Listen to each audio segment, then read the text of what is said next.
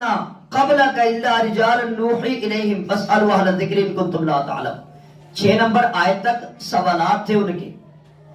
پہلے جگانے کے لیے دعوت دی اور رد کرنے والوں نے کیا کیا اعتراض کیے اس کا جواب اس آیت سے شروع ہو رہا ہے۔ یعنی ایک یہ کہ اللہ نے کوئی بشر اگر رسول ہی بھیجنا تھا کسی فرشتے کو بھیجتا، بشر کیوں بھیجا؟ شاعر ہونے کا، جادوگر ہونے کا اعتراض، پہلے نبیوں کی طرح تمہارے پاس معجزے نہیں ہیں، اس طرح کے اعتراضات، ان سب کا جواب مطلب اس آیت میں دیا جا رہا ہے کہ وما ارسلنا قبلک، نہیں ہم نے رسول بھیجے آپ سے پہلے، الا رجال نوحی، مگر مرد ہی ہم وحی کرتے تھے الیہم ان کی طرف، فاسألوا اہل الذکر ان کنتم لا تعلمون، پس تم پوچھ لو اہل ذکر سے اگر تم نہیں جانتے۔ اب مکہ والے کیا جانتے تھے؟ ان پڑھ ہیں، امی ہیں، پینڈو ہیں، جاہل ہیں، سنی سنائی باتیں، الا امانیہ۔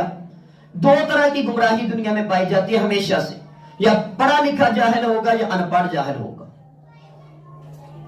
پڑھا لکھا جاہل جو ہے اس کو قرآن نے یہود و نصارہ کی تشبیہ دی ہے کہ کماثل الحمار یحمل اسفارا، کہ بڑی بڑی ڈگریاں، بڑی بڑی کتابیں، بڑے بڑے حوالے، بڑی بڑی معلومات، اور حالت یہ تھی کہ نہ اس پر عمل ہے، نہ اس کے مطابق عقیدہ ہے، نہ اس کے ساتھ مطلب کوئی یقینی معاملات ہیں، تو وہ مطلب دنیا کے علم کی نسبت سے ہی تھا کہ کہا ایسے ہی ہے جیسے گدھے کے اوپر کتابیں لا دی ہوں۔ اور دوسرے جو ان کے پیچھے چلنے والے تھے بغیر کسی دلیل کے، تو ان سے کہا جا رہا ہے کہ جتنے بھی رسول دنیا میں آئے 100% تحقیق کر لو کہ آپ بھی اور آپ سے پہلے بھی آنے والے سارے رسول بشر تھے، سارے رسول مرد تھے، اور یہ تحقیق کرنی ہے تو اہل کتاب سے کر لو۔ یعنی قرآن قبول نہیں، رسول اللہ صلی اللہ علیہ وسلم کا فرمان قبول نہیں، تو اہل کتاب یہود و نصارہ، تورات انجیل والے، ان سے بھی سوال کر کے دیکھ لو، وہ بھی تمہیں بتا دیں گے کہ سارے نبی بشر ہوتے ہیں، سارے نبی جو ہے مرد ہوتے ہیں، اور سارے نبی جن سے انسانیت میں سے ہی آتے ہیں۔ وما ارسلنا قبلک الا رجالا نوحی الیہم فاسألوا اہل الذکر ان کنتم لا تعلمون، بس تم پوچھ لو اہل ذکر سے، اہل علم سے اگر تم نہیں جانتے۔ یعنی کیا مسئلہ ہے کہ اگر کسی بات کی تحقیق نہیں ہے تو جس فن کا، جس علم کا جو بندہ ہے اس سے اس کی معلومات لے لو۔ یعنی آپ اللہ کو حجت مان نہیں رہے ہیں، اللہ کے رسول کو حجت مان نہیں رہے ہیں، اور خود پڑھنا لکھنا آتا نہیں ہے، تو ان سے کہا اچھا جن کو تم پڑھا لکھا سمجھتے ہو نا ان سے بھی صحیح تحقیق کر کے دیکھ لو۔ ان کا جواب بھی یہی آئے گا کہ سارے رسول بشر تھے، کوئی فرشتہ رسول بن کے نہیں آیا، کوئی جن رسول بن کے نہیں آیا، کوئی عورت رسول بن کے نہیں آئی، سارے مرد تھے، سارے بشر تھے، سارے مرد تھے، اور سارے کے سارے معجزے جتنے بھی رسول دنیا میں آئے ہیں امام الانبیاء سمیت سارے کے سارے معجزے ایک پلڑے میں رکھ لیے جائیں اور قرآن مجید کا معجزہ ایک پلڑے میں رکھ لیا جائے۔ نبی آدم علیہ السلام تک لے کر ان سے لے کر امام الانبیاء تک سب کے سارے معجزے ایک پلڑے میں رکھ لیے جائے، اور امام الانبیاء پر جو قرآن مجید کا معجزہ ہے یہ ایک پلڑے میں رکھ لیا جائے تو پوری کائنات ایک صورت میں تل جائے، ایک جملے میں تل جائے، یہ اس قدر زندہ اور جاوید اور ہمیشہ کے لیے معجزہ ہے۔ پوری دنیا کائنات کی فطرت اس کے مطابق، ساری ترقیاں اس کے مطابق، ساری برکتیں اس کے مطابق، سارے سکون اس کے مطابق، تمام علوم اس کے مطابق ہے، تمام قسم کی خیروں کا تذکرہ اللہ نے اس کے ساتھ ہی کیا۔ اس سے کٹ کے اگر کوئی خیر سمجھتا ہے یہ دنیا میں سب سے بڑے شر کے اوپر یہ بندہ ہے۔ خیرکم من تعلم القرآن وعلم، تم میں سے بہترین وہ ہے جو قرآن مجید سیکھنے والا اور سکھانے والا ہے۔ وما جعلناہم جسدا لا یأکلون الطعام وما كانوا خالدین، مزید وضاحت کر دی اس بات کی کہ وما جعلناہم، نہیں ہم نے بنایا تھا رسولوں کو جسدن، ایسا جسد، ایسا ان کا جسم کہ لا یأکلون الطعام، کہ نہ وہ کھاتے ہوں کھانا۔ یعنی سارے کے سارے رسول جو دنیا میں آئے وہ بشر تھے، کھانا کھاتے تھے، ان کی بیویاں تھیں، ان کو بھوک لگتی تھی، ان کو پیاس لگتی تھی، خون نکلتا تھا، روتے تھے، سوتے تھے، وضو کرتے تھے۔ جس طرح انسانوں کو تکلیف ہوتی ہے ان رسولوں نبیوں کو بھی ویسے ہی تکلیف ہوتی ہے۔ ان کی اولادوں کو جب طلاقیں ان کی بیٹیوں کو دی جاتی ہیں ان کو بھی تکلیف ہوتی ہے، ان کو نیزے مارے جاتے ہیں ان کو بھی تکلیف ہوتی ہے، بھوک پیاس لگتی ہے وہ بھی پیٹ پہ پتھر باندھتے ہیں۔ یہ نہیں ہے کہ وہ کوئی اور مخلوق ہیں۔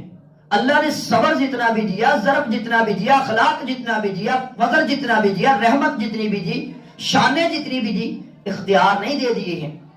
مخلوق یا خالق نہیں بنا دیا ہے، مخلوق کے رہنما ضرور بنایا، لیڈر ضرور بنایا، افضل ضرور بنایا، لیکن جن سے بشر صحیح ہیں اور بشروں والی ساری مجبوریاں ان کے ساتھ بھی ہیں۔ وما جعلناہم جسدا لا یأکلون الطعام وما كانوا خالدین۔ نہ تو کوئی دنیا میں رسول آپ سے پہلے ایسے آیا کہ جو کھاتا پیتا نہ ہو، جو سوتا نہ ہو، جس کو تکلیف نہ ہوتی ہو، جس کے ساتھ بشروں والے معاملے نہ ہوں۔ وما كانوا خالدین، اور نہ ہی آپ سے پہلے کوئی رسول آیا جو ہمیشہ رہنے والا اور نہ ہی آپ ہمیشہ رہنے والے۔ کل نفس ذائقۃ الموت، کہ ہر جاندار نے، ہر زیرو نے موت کا ذائقہ چکھنا ہی چکھنا ہے۔ ثم صدقناہم الوعد، پھر ہم نے سچا کر دیا ان سے وعدہ، فانجیناہم، چنانچہ ہم نے نجات دی انہیں، ومن نشاء، اور جنہیں ہم چاہتے تھے، واہلکنا المسرفین، اور ہم نے ہلاک کر دیا حد سے گزرنے والوں۔ پھر ہم نے سچا کر دیا ان سے وعدہ، فانجیناہم، چنانچہ ہم نے نجات دی انہیں، ومن نشاء، اور جنہیں ہم چاہتے تھے،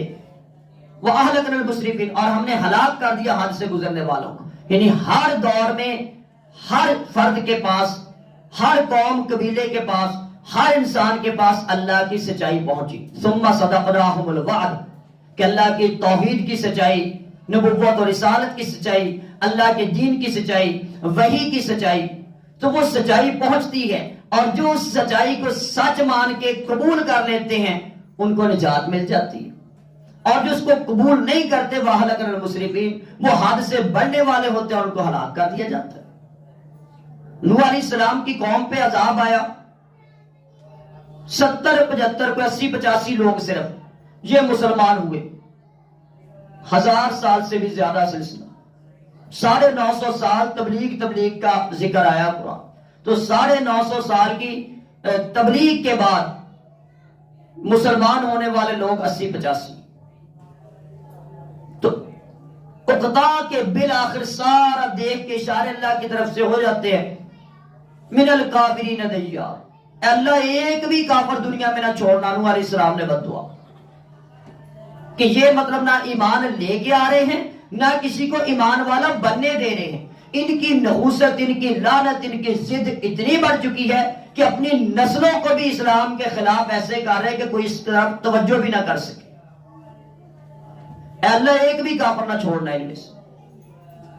تو اللہ تعالیٰ نے نوح علیہ السلام کی دعا کو قبول کیا اور اشارہ کیا کہ کشتی بناؤ۔ نوح علیہ السلام نے کشتی بنائی، بہت بڑی کشتی بنائی، اور وہاں پہ کوئی پانی نہیں تھا، پہاڑ تھے وہاں پہ، اور وہ مذاق اڑا رہے تھے۔ نوح علیہ السلام نے کشتی بنائی، اللہ تعالیٰ نے مطلب بتا دیے کہ جتنے بھی مسلمان ہیں اس کشتی میں سوار کر، وہ 80-85 اور جوڑا جوڑا دیگر چیزوں کو اس کشتی میں سوار کر لیا گیا،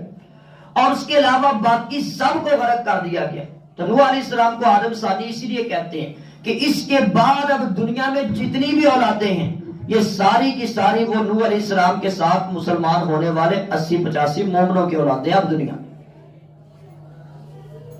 تو باقیوں کو فَأَنْجَيْنَاهُمْ وَمَن نَّشَاءُ وَأَهْلَكْنَا الْمُسْرِفِينَ، ہر دور میں سفایا ہوتا رہا، ہر قوم پر مختلف موقعوں کے بعد، پوری حجت کے بعد، پوری دعوت کے بعد، اور ان کو پھر آہستہ آہستہ پکڑ لیا گیا۔ اور یہ متنبع کرنا مقصد تھا اہل مکہ کو، اہل عرب کو، تو جو آپ کے دور کے مخاطب تھے ان کو، کہ تم اس وعدے کو، اس صداقت کو مان لو گے، صادق الامین کی سچی باتوں کو مان لو گے تو تم اللہ کے سچے بندے بن جاؤ۔ اگر انکار کرو گے تو تم سے پہلے بھی لوگ ہلاک ہوئے، تم بھی ہو جاؤ۔